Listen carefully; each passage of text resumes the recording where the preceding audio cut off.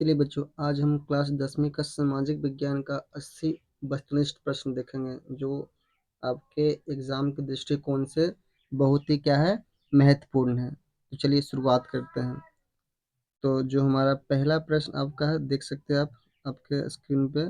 ठीक है, देखिए जो आपका पहला प्रश्न है, क्या है बच्चों। जो पहला प्रश्न है, क्या कहता है, हीगल किस देश का दार्शनिक था। देखिए, हीगल किस देश का दार्शनिक था। फ्रांस का था, कि इटली का था, कि जर्मनी का था, कि ऑस्ट्रिया का था। तो जो हीगल था ना, ये जर्मनी का क्या था, दार्शनिक था। ठीक है बच्चों, प्रश्न संख्या चलिए 2 देखते हैं। 2 क्या है, गांधी जी ने किस गोलमेज सम्मेलन में भाग लिया था। जो प्रश्न संख्या 2 आपका है, गांधी जी ने किस गोलमेज सम्मेलन में भाग लिया था। तो देखिए, गांधी जी और लॉर्ड इरविन के बीच में ना लॉर्ड इरविन पैक्ट हुआ था 1931 में। इसमें क्या कहा गया था कि जितना भी राजनीतिक जो कैदी था ना, उसको छोड़ दिया गया था। और उसी समय फिर गांधी जी ने आश्वासन दिया था कि हम द्वितीय गोलमेज सम्मेलन में भाग लेंगे। ठीक है, तो गांधी जी ने द्वितीय गोलमेज सम्मेलन में भाग लिया था। ठीक है, तो दूसरा का आपका ऑप्शन बी नंबर आंसर हो जाएगा। ठीक है बच्चों, प्रश्न संख्या 3 देखते हैं। कहता है 3 नंबर जो प्रश्न आपका है, क्या 3 नंबर, क्विनाइन का उपयोग होता है।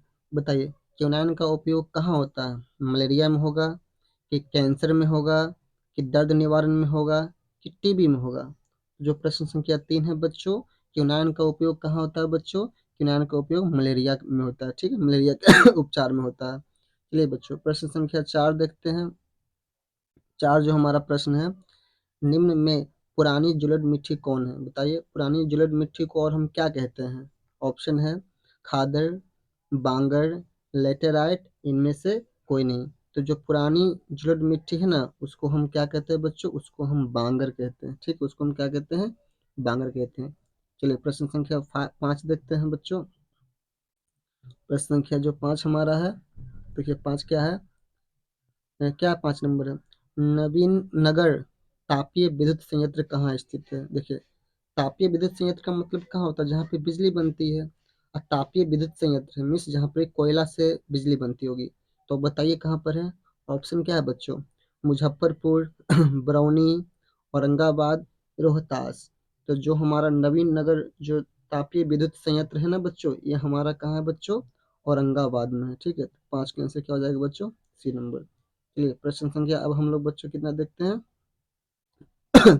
6 नंबर देखते हैं प्रश्न संख्या। चलिए बच्चों, 6 हमारा प्रश्न क्या है बच्चों, 6 नंबर है कि डॉक्टर राजेंद्र प्रसाद का जन्म कहाँ हुआ था या कहाँ हुआ है। तो आपको तो पता है कि डॉक्टर राजेंद्र प्रसाद का जन्म बिहार में ही हुआ था, जीरादेई नामक स्थान पे। तो छठा का आंसर बच्चों क्या हो जाएगा आपका, प्रश्न संख्या ऑप्शन नंबर आपका हो जाएगा बी, बिहार। प्रश्न संख्या 7 देखते हैं बच्चों। 7 क्या कहता है कि भारत में पहला देसी जूट मिल किस शहर में स्थापित हुआ था। तो जो भारत में पहला देसी जूट मिल था, वो बच्चों आपको कहाँ स्थापित हुआ था, कलकत्ता में हुआ था कि दिल्ली में हुआ था। बताइए आप। तो इसका आंसर हो जाएगा बच्चों, भारत में पहली देसी जूट मिल कलकत्ता में स्थापित हुआ था। ठीक बच्चों, अब चलिए प्रश्न संख्या 8 देखते हैं बच्चों। प्रश्न संख्या 8, ठीक है, 8 9 देखते हैं। 8 क्या कहता है बच्चों, देखिए 8 कहता है कि भूमंडलीकरण की शुरुआत किस दशक में हुई थी। तो आपको पता है ना कि 1990 के दशक में क्या हुआ था ना कि पूरी दुनिया में अकाल पड़ा था, अर्थव्यवस्था पूरी दुनिया कच्चर मार दी थी। उसी समय 1991 में ना हमारी जो अर्थव्यवस्था ना उसको खोल दिया गया था, उदारीकरण की नीति को अपनाया गया था। तो 1990 के दशक में ही क्या हुआ था, भूमंडलीकरण की शुरुआत हुआ था, मतलब अर्थव्यवस्था को पूरी तरह से खोल दिया गया था। ठीक है, तो 8 के बच्चों आंसर हो जाएगा 1990 के दशक में। तो 8 का ऑप्शन नंबर हो जाएगा बच्चों 1 नंबर। चलिए प्रश्न संख्या 9 देखते हैं। 9 क्या है, निम्न में से कौन पंचायती राज व्यवस्था का दूसरा स्तर है बच्चों। आपको तो पता है पंचायती राज व्यवस्था 3 स्तरीय होता है। तो जो पंचायती राज व्यवस्था का जो दूसरा स्तर आप बताइए, ग्राम पंचायत है, कि जिला पंचायत है, कि पंचायत समिति है। यही 3 होता है ना। बताइए 3 में से कौन आपका सही उत्तर हो जाएगा, बताइए। तो जो पंचायती राज का जो दूसरा स्तर है ना आपका, क्या होता है बच्चों, पंचायत समिति होता है, ठीक है। पहला स्तर आपका ग्राम पंचायत है और तीसरा आपको क्या है जिला पंचायत है, जिला परिषद जिसको हम कहते हैं। तो 9 का आंसर आपका सी हो जाएगा बच्चों, ठीक है। अब प्रश्न संख्या बढ़ते हैं 10 की तरफ, ठीक है बच्चों।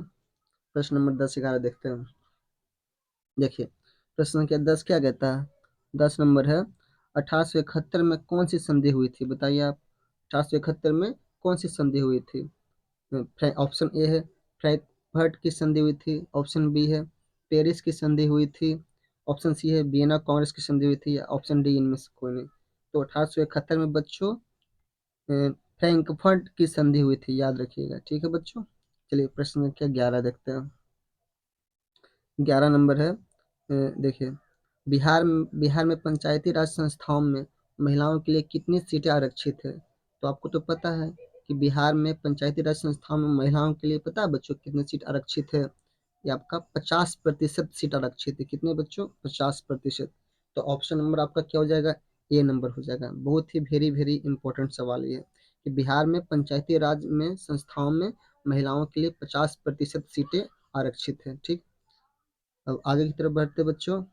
11 नंबर हो गया। प्रश्न संख्या 12 से देखते, ठीक है बच्चों। प्रश्न संख्या 12 से देखते चलिए, इस पेज में होगा। चलिए प्रश्न संख्या 12, ये रहा हमारा 12 नंबर। चलिए प्रश्न संख्या 12 देखिए। प्रश्न संख्या 12 क्या कहता है बच्चों कि निम्न तलीय जल जमाव वाला क्षेत्र को कहा जाता है। मतलब देखिए जमीन का सबसे नीचे का इलाका, सबसे नीचे का क्षेत्र, ठीक है। और वहाँ पर जब पानी जम जाता है तो उस क्षेत्र को हम क्या कहते हैं बच्चों? उस क्षेत्र को क्या कहा जाता है बच्चों? उस क्षेत्र को हम लोग वेटलैंड कहते हैं। वेट मैंने इसे भी भींगा हुआ होता है, ठीक है। तो 12 का ऑप्शन नंबर हो जाएगा ए नंबर, उसको क्या कहते हैं? वेटलैंड। चलिए प्रश्न संख्या 13 देखते हैं। 13 क्या कहता है, जर्मनी के एकीकरण का प्रमुख वास्तुकार कौन था? ये तो आपको पता होगा बच्चों कि जर्मनी के एकीकरण का प्रमुख वास्तुकार कौन था बच्चों? ये बिस्मार्क था। कौन था? बिस्मार्क था, ठीक है। इमेजनी लेनिन गरिबाल्डी इटली के एकीकरण का वास्तुकार रहा होगा, ठीक। प्रश्न संख्या चलिए बच्चों 14 देखते हैं। 14 नंबर है तूतीकोरिन पतन किस राज्य में स्थित है? देखिए पतन क्या होता है, तो बंदरगाह को हम पतन कहते हैं। तो जो हमारा तूतीकोरिन बंदरगाह है, ये पता है बच्चों कहाँ पर है? ये बच्चों आपका नाम से ही लग रहा है तूतीकोरिन, ये आपका तमिलनाडु में। कहाँ बच्चों? तमिलनाडु में। तो 14 का आंसर हो जाएगा सी, ठीक है। तूतीकोरिन पतन मिस बंदरगाह कहाँ है बच्चों? तमिलनाडु में। चलिए प्रश्न संख्या 15 से शुरू करते हैं बच्चों। प्रश्न संख्या 15 देखिए। प्रश्न संख्या 15 क्या कहता है बच्चों? प्रश्न संख्या 15 है कि स्वर्णिम चतुर्भुज योजना महामार्ग इनमें किस शहर को नहीं जोड़ता? ये जो स्वर्णिम चतुर्भुज योजना है ना, एक सड़क है जो हमारे देश के चारों महानगरों को आपस में जोड़ती है, ठीक है। तो इसमें से जो हमारा गुवाहाटी है उसको नहीं जोड़ती। तो 15 के आंसर बच्चों क्या हो जाएगा आपका? दिल्ली चेन्नई कोलकाता, ठीक है। गुवाहाटी को आपस में नहीं जोड़ती, ठीक है। क्योंकि गुवाहाटी तो आपका असम की तरफ पड़ जाता है, नॉर्थ ईस्ट तरफ पड़ जाता है, उत्तर पूर्वी भारत तरफ, इसको ही नहीं जोड़ती, ठीक है बच्चों। तो 15 का आंसर हो जाएगा ऑप्शन नंबर बी। चलिए प्रश्न संख्या 16 देखते हैं। 16 प्रश्न क्या है, गांधी जी ने भारत में सत्याग्रह का पहला प्रयोग कहाँ किया था? तो आपको तो पता है गांधी जी ने भारत में सत्याग्रह का पहला प्रयोग चंपारण में किए थे। कहाँ किए थे बच्चों? चंपारण में।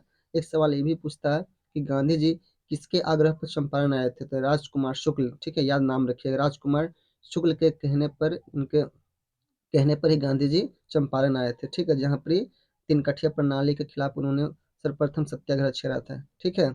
जहाँ पर क्या था कि प्रत्येक 3 कट्ठा में किसानों को 1 कट्ठा में क्या लगाना पड़ता था बच्चों? नील की खेती करना अनिवार्य था। इसी के खिलाफ इन्होंने प्रथम सत्याग्रह किया था। तो 16 के बच्चों आंसर क्या हो जाएगा? Option number A. चलिए प्रश्न संख्या 17 देखते हैं। 17 क्या है बच्चों? 17 है कि अखिल भारतीय किसान सभा का गठन कहाँ और कब हुआ था? तो जो अखिल भारतीय किसान सेवा है इसका गठन लखनऊ में 1936 में हुआ था बच्चों। कहाँ हुआ था? लखनऊ में 1936 में हुआ था। तो उन्हें 17 का प्रश्न संख्या आपका क्या हो जाएगा? ऑप्शन नंबर सी आपका हो जाएगा बच्चों, ठीक है। चलिए आगे बढ़ते हैं। प्रश्न संख्या 18 से देखते हैं। चलिए 18 से देखते हैं प्रश्न संख्या 18 क्या है बच्चों?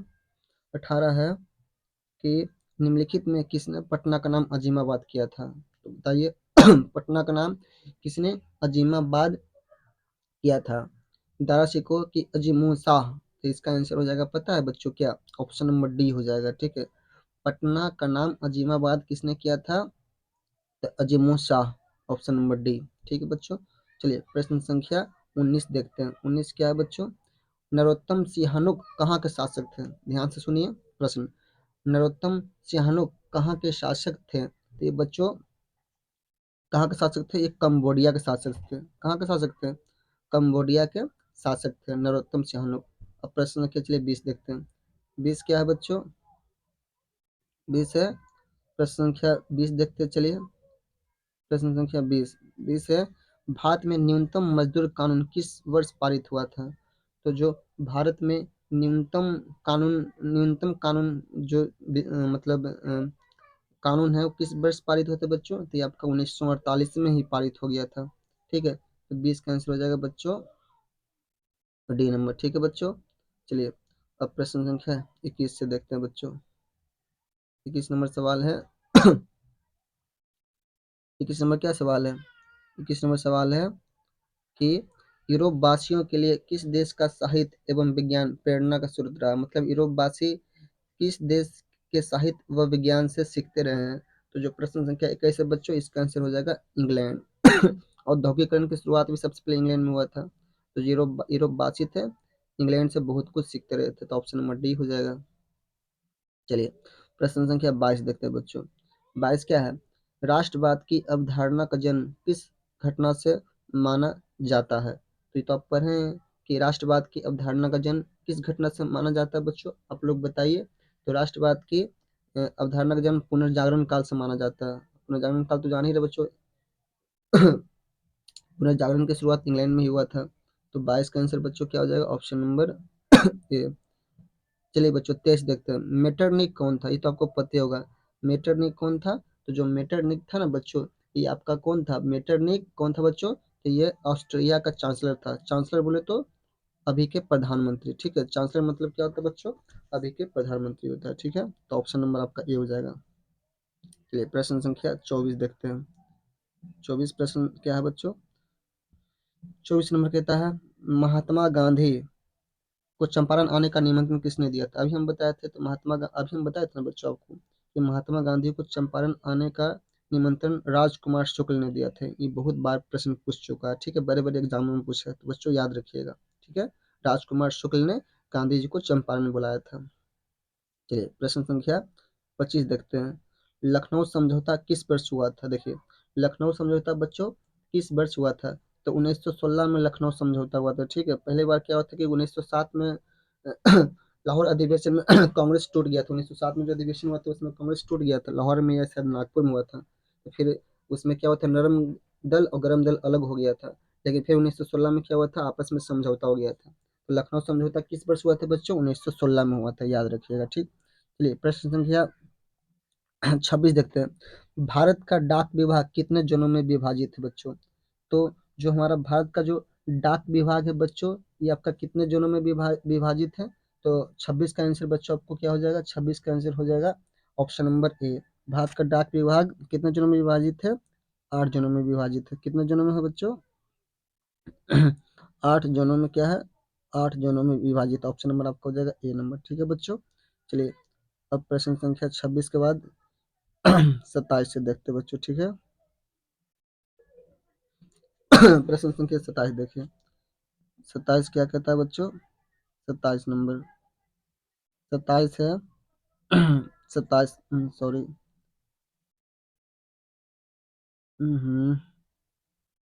27 नंबर प्रश्न देखिए क्या कहता है बच्चों। देखिए 27 कहता है कि 2011 की जनगणना के अनुसार बिहार की साक्षरता दर कितनी थी? मैंने बिहार का लिटरेसी रेट कितना था? कितना लोग पढ़े लिखे थे? तो इसका आंसर हो जाएगा बच्चों 61.8%। कितना हो जाएगा बच्चों? 61.8%, ऑप्शन नंबर सी। 28 नंबर देखिए। बिहार की पहली रेल लाइन कौन थी बताइए? बिहार की जो पहली रेल लाइन थी बच्चों, ईस्ट इंडिया रेलवे थी। कौन थी बच्चों? East India railway. प्रश्न संख्या 27 देखते हैं बच्चों। कहलगांव तापीय विद्युत परियोजना किस जिला में अवस्थित है बताइए? यहाँ पर भी कोयला से बिजली तैयार किया जाता होगा।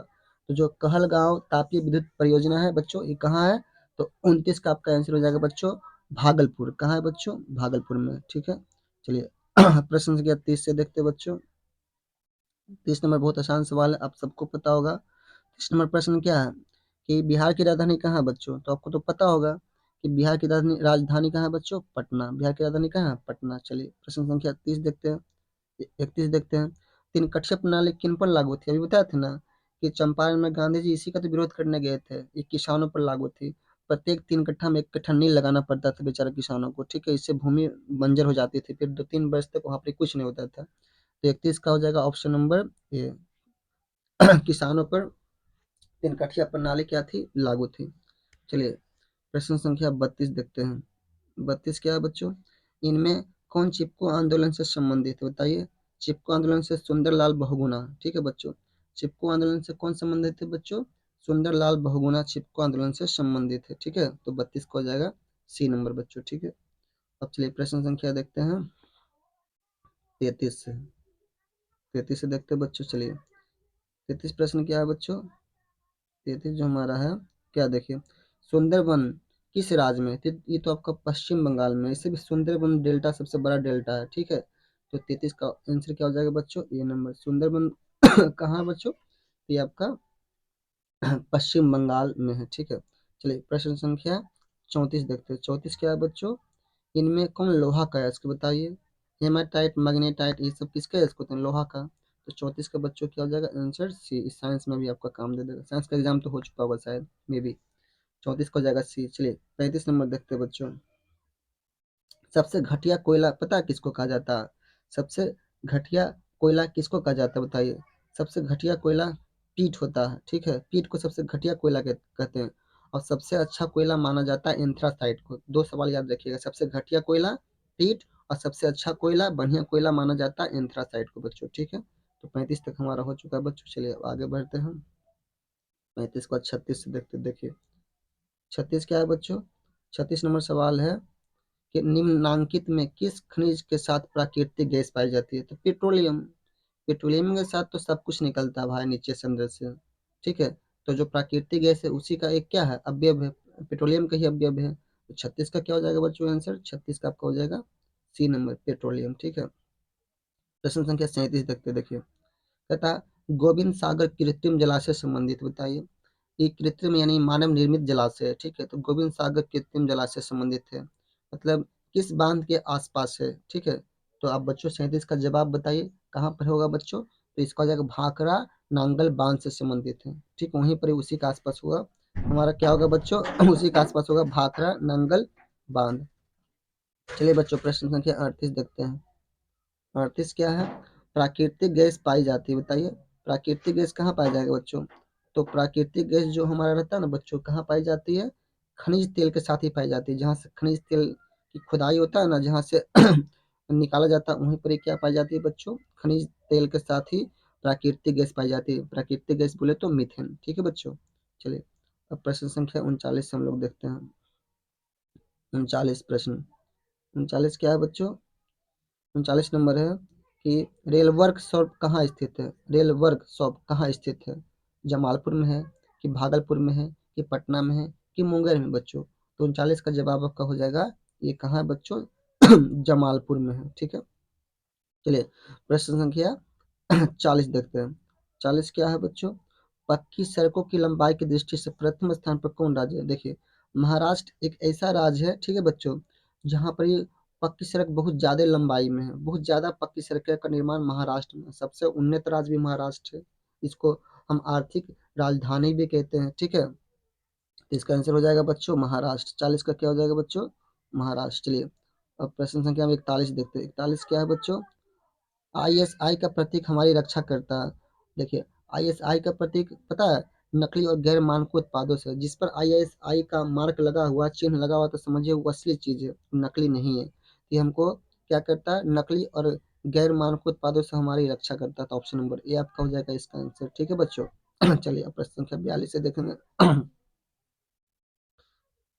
देखिए प्रश्न संख्या 42। 42 से देखते हैं बच्चों। 42 नंबर क्या है? देखिए जो 42 हमारा सवाल है, कहता है कि राष्ट्रीय ग्रामीण रोजगार गारंटी योजना किस महापुरुष के नाम पर है?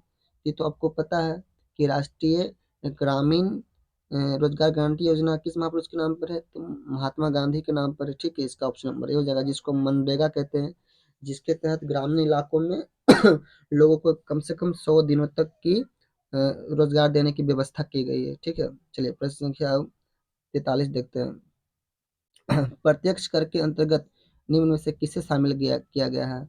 देखिए, प्रत्यक्ष कर के अंतर्गत बच्चों निम्न में से किसे शामिल किया गया है? तो जो हमारा आयकर होता है, ये हमारा प्रत्यक्ष कर होता है, ठीक है। ये हमारा क्या होता है?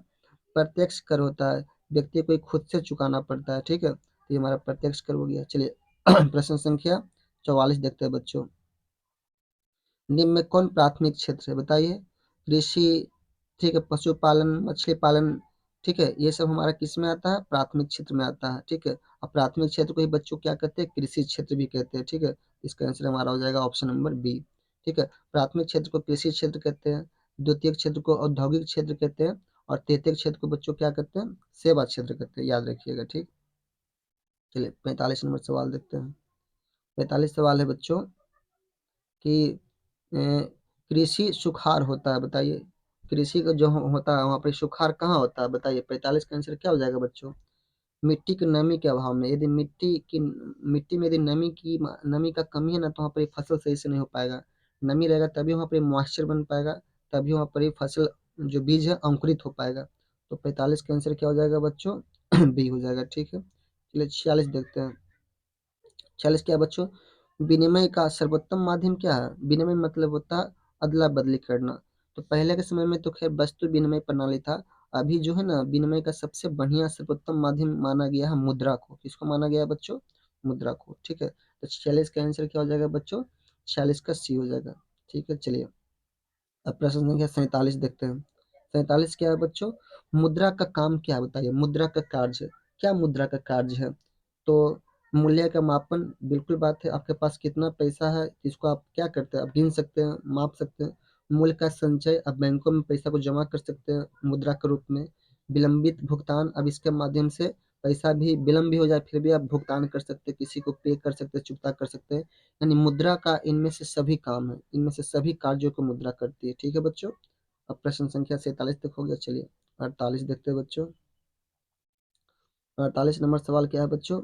48 कहता है कि पंचायती राज संस्थाओं को संवैधानिक दर्जा किस संविधान संशोधन से प्राप्त हुआ था? बताइए बच्चों, किस संविधान संशोधन से प्राप्त हुआ था?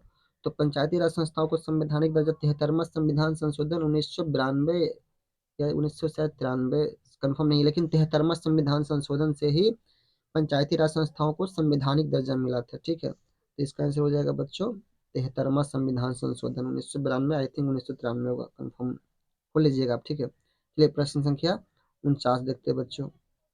भारत में वैश्वीकरण की प्रक्रिया कब शुरू हुई है? तो बताइए। भारत में वैश्वीकरण की प्रक्रिया बच्चों पता है, जब भूमंडलीकरण या उदारीकरण की जब शुरुआत हुआ था ना, तो उसी समय 1991 में अर्थव्यवस्था को पूरी तरह से खोल दिया गया था, ठीक है।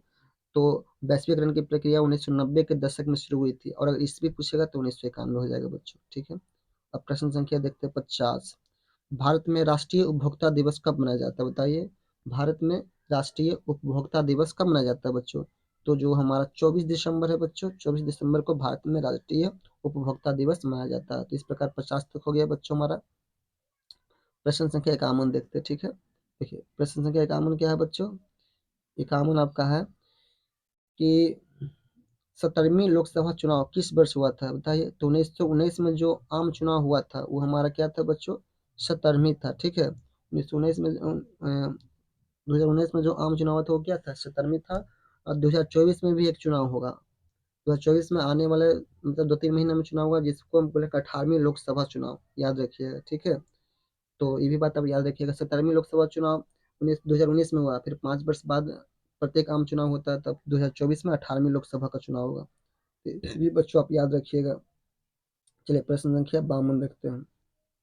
भारत में राष्ट्रीय स्तर पर पंचायती राज की स्थापना कब हुई थी? बताइए। अगर देखा जाए तो राष्ट्रीय स्तर पर पंचायती राज की स्थापना बच्चों पता है कब हुई थी? कब हुई थी आप बताइए। तो ये आपका 1992 में हुआ था, ठीक है बच्चों।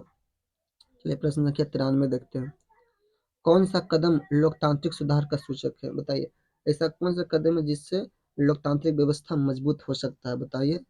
तो चूँकि लोकतंत्र में क्या होता है ना कि जनता मालिक होती है, और लोकतंत्र में ऐसा भी नहीं होना चाहिए कि सभी शक्तियाँ एक ही व्यक्ति के हाथों में सौंप दिया जाना चाहिए। इसलिए यहाँ पर ये पंचायती राज व्यवस्था को लाया गया था, ताकि शक्तियाँ जो है ना, शक्तियों को विकेंद्रीकृत कर दिया गया था। ठीक है बच्चों? तो 53 का आंसर हो जाएगा आपका, ऑप्शन नंबर हो जाएगा डी बच्चों। ठीक, चलिए अब प्रश्न संख्या देखते हैं 54 से बच्चों। 54 जो आपका प्रश्न है, 54 क्या कहता है? 54 है, आधुनिक युग में प्रत्यक्ष लोकतंत्र कहाँ देखने को मिलता है? बताइए बच्चों। आधुनिक युग में जो प्रत्यक्ष लोकतंत्र है बच्चों, ये आपका स्विट्जरलैंड में देखने को मिलता है। ठीक है, कहाँ? स्विट्जरलैंड में।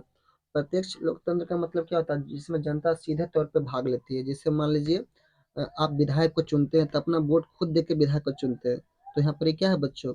यहाँ पे ये प्रत्यक्ष लोकतंत्र है। ठीक है, और जो हमारा स्विट्जरलैंड होगा, वहाँ जितना भी लोक चुनावी प्रक्रिया होगी, सब प्रत्यक्ष लोकतंत्र के तहत ही होती होगी। लेकिन हमारे भारत में देखिए, हम संसद विधायक को तो चुनते हैं, लेकिन ना ही राष्ट्रपति को चुनते हैं, ना ही उपराष्ट्रपति को चुनते हैं।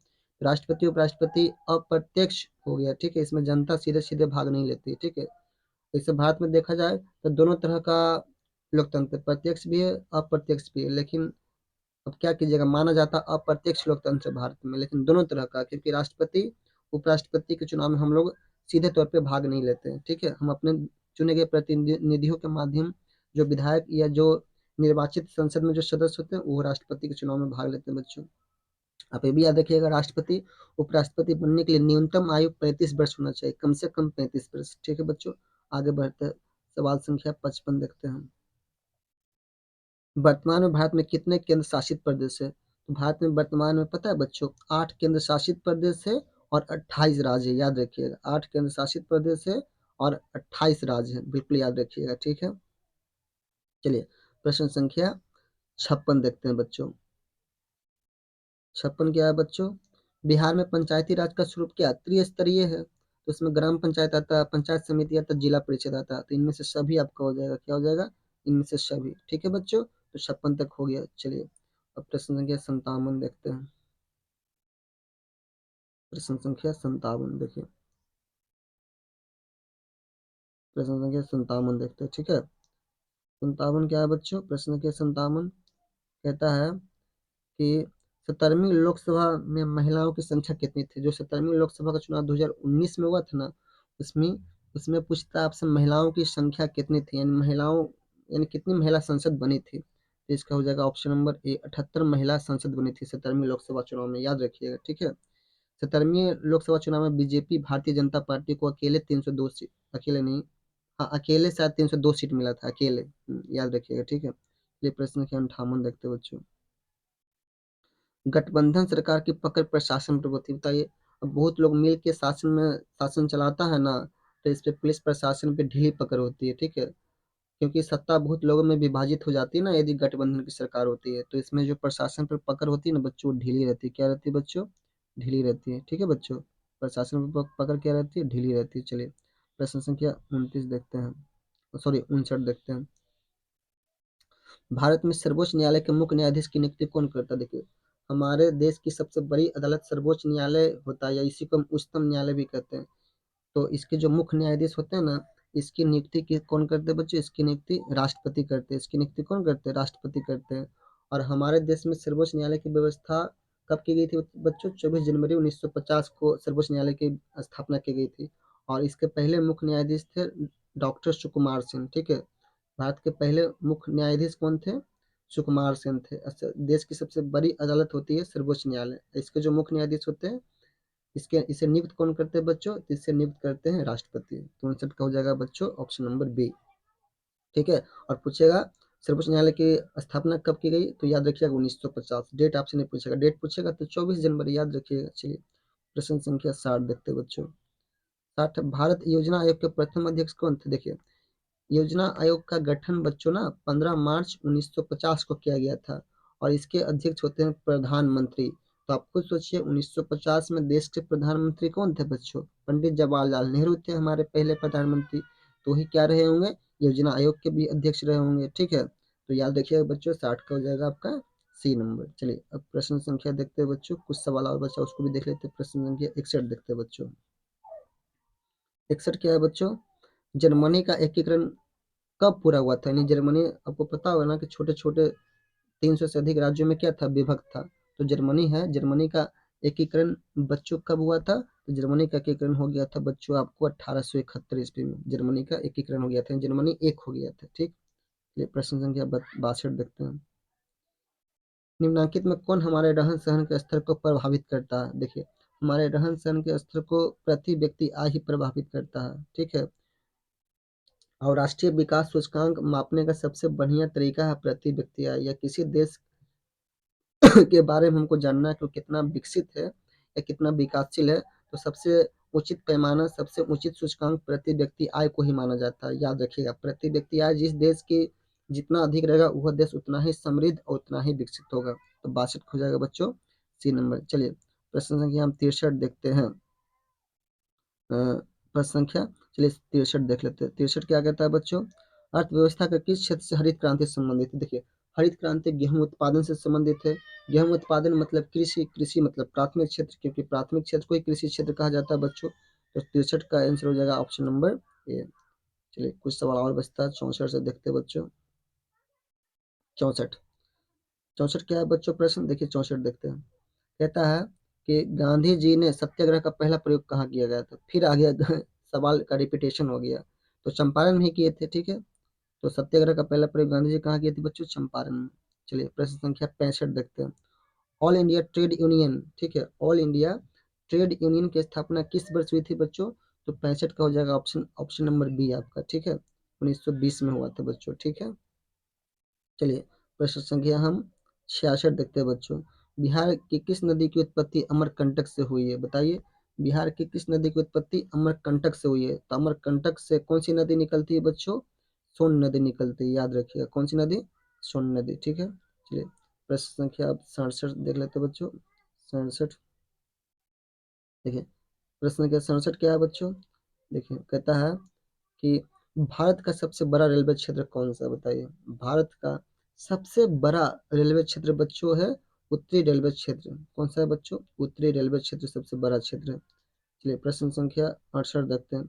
सिंहली किस देश की राजभाषा को घोषित किया गया है? तो श्रीलंका के अधिकतर जो निवासी है ना, उसका अधिकतर जो आबादी है सिंहली बोलने वाले ही लोग हैं, तो श्रीलंका का है। ठीक है, श्रीलंका को किस देश का राजभाषा घोषित किया गया? सॉरी, सिंहली को किस देश की राजभाषा घोषित किया गया? श्रीलंका का। तो याद रखिएगा बच्चों। चलिए अब प्रश्न संख्या हम लोग देखते हैं 69 से। ठीक है बच्चों, 69 प्रश्न क्या कहता है बच्चों, देखिए 69 है, बिहार को पृथक राज्य का दर्जा कब दिया गया था? बताइए, बिहार को पृथक राज्य का दर्जा 1912 में दिया गया था। ठीक है, याद रखिएगा 1912 में, 1911 में इसे अलग हो गया था, लेकिन दर्जा के रूप में उसको मिला था 1912 में। ठीक है, 22 मार्च 1912 को, याद रखिएगा बच्चों। तो 69 का बी हो जाएगा। बिहार को पृथक राज्य का दर्जा कब मिला था? 1912 में बच्चों। चलिए अब प्रश्न संख्या बच्चों 70 देखते हैं। 70 क्या है, आधुनिक शहर सबसे पहले कहाँ बसने शुरू हुए थे? बताइए, आधुनिक शहर सबसे पहले कहाँ बसने शुरू हुए थे? बताइए, कौन ऐसा देश था जो सबको अपना अपनी बेस बना कर रखा था, सबको अपना गुलाम बना कर रखा था? तो सबसे पहले वहीं पर ही शहरों, गाँव या शहरों का आधुनिकीकरण हुआ होगा। तो आधुनिक शहर सबसे पहले इंग्लैंड में बसने शुरू हुए थे। ठीक है बच्चों, ऑप्शन नंबर सी।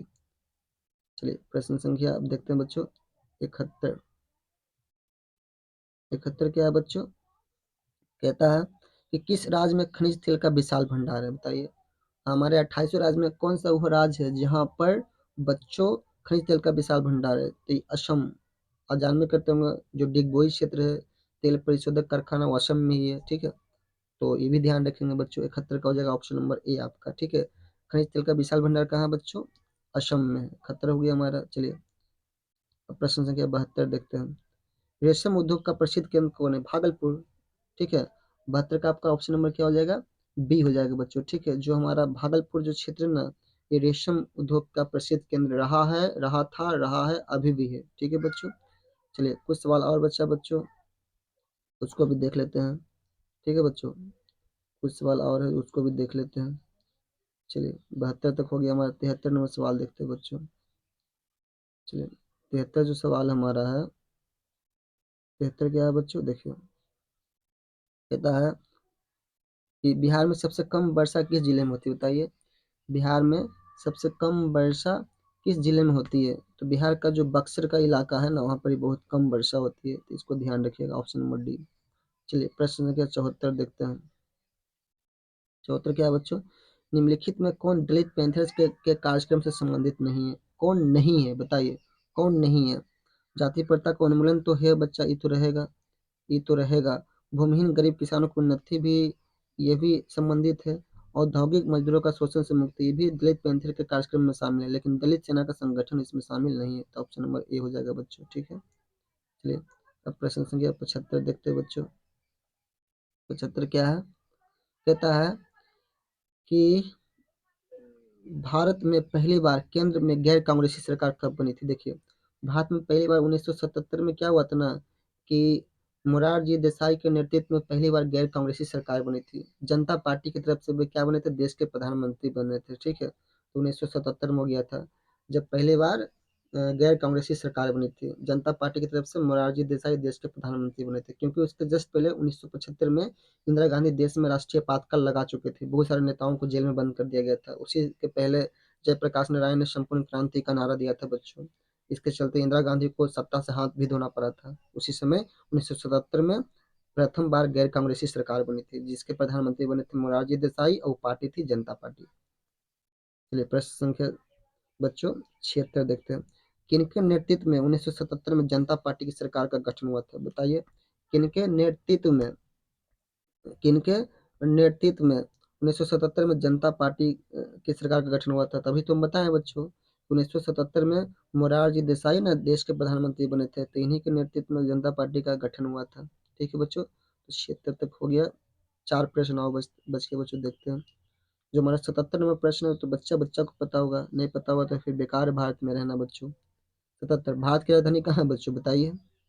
तो भारत की राजधानी क्या कोलकाता है? नहीं, भारत की राजधानी नई दिल्ली है। ठीक है बच्चों, ये प्रश्न संख्या 26 देखते हैं बच्चों, सॉरी 78 देखते हैं। 26 दिसंबर 2004 को विश्व के किस हिस्से में भयंकर सुनामी आया था? बताइए, 26 दिसंबर 2004 को विश्व के किस हिस्से में भयंकर तूफान आया था, भयंकर सुनामी आया था, सॉरी। तो जानना करते हैं, समुद्र तटीय इलाका जो है ना, बंगाल की खाड़ी में भयंकर क्या आया था? सुनामी आया था। और प्रशांत महासागर एक ऐसा इलाका जहाँ पे बराबर ज्वालामुखी भी फटते रहता है, ज्वालामुखी भी निकलते रहता है। ठीक है, ज्वालामुखी का इरप्शन होता रहता है, तो याद रखिएगा। ठीक है बच्चों, अब प्रश्न संख्या हम देखते हैं, दो और बच गया। 79 और 80 देखते हैं बच्चों। तो 79 नंबर प्रश्न क्या है? भारत का सबसे पूर्वी राज्य है बच्चों, भारत का पूर्वी राज्य है, तो अरुणाचल प्रदेश है भारत का पूर्वी राज्य बच्चों। पूर्वी राज्य पूछेगा तो अरुणाचल प्रदेश, पश्चिमी पूछेगा तो गुजरात, उत्तरी पूछेगा तो केंद्र शासित प्रदेश लद्दाख बोलिएगा, और दक्षिणी पूछेगा तो तमिलनाडु। ये 4 आप याद रखिएगा। चलिए आखिरी प्रश्न, प्रश्न संख्या 80 देखते हैं बच्चों। निम्न में से कौन आर्थिक आधारभूत संरचना का घटक है? बताइए, कौन आर्थिक आधारभूत संरचना का घटक? आधारभूत संरचना का मतलब होता है कि वो नहीं रहेगा तो काम नहीं हो पाएगा बच्चों। तो वित्त यानी पैसा, ये क्या है बच्चों? आर्थिक संरचना का क्या बच्चों? घटक है। इस प्रकार कुल हमारा 80 प्रश्न समाप्त होते हैं। इसके साथ ही आपको देश के जो वर्तमान प्रधानमंत्री, जैसे देश के वर्तमान प्रधानमंत्री श्री नरेंद्र मोदी जी हैं, देश के वर्तमान गृह मंत्री हमारे अमित शाह हैं, ठीक है, और और देश के हमारे जो मुख्य न्यायाधीश अभी वर्तमान में डी वाई चंद्रचूड़ हैं। तो ये सब बच्चों प्रश्न, बिहार के मुख्यमंत्री बच्चों कौन है? नीतीश कुमार है। तो ये सब आपको याद रखना पड़ेगा। देश के राष्ट्रपति कौन है? तो द्रौपदी मुर्मू है। देश के उपराष्ट्रपति कौन है बच्चों? तो जगदीप धनखड़ है। ये सब प्रश्न आप याद रखिएगा। ठीक है, ये सब भी आगामी जो आपका परीक्षा पढ़ने वाला उसके लिए